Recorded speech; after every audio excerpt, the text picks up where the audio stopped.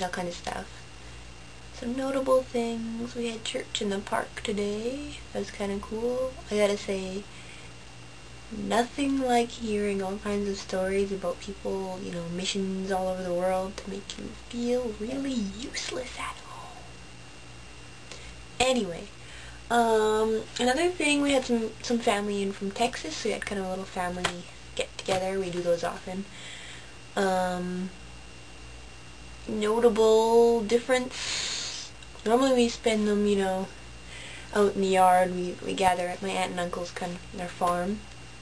Today though, weather was not kind.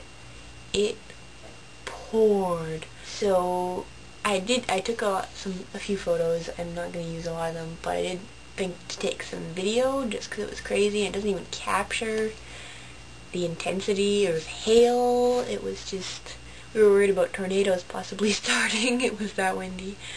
But I'm just going to show you. Let's put a little thing together quickly.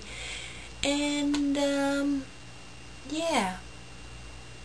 We'll talk later.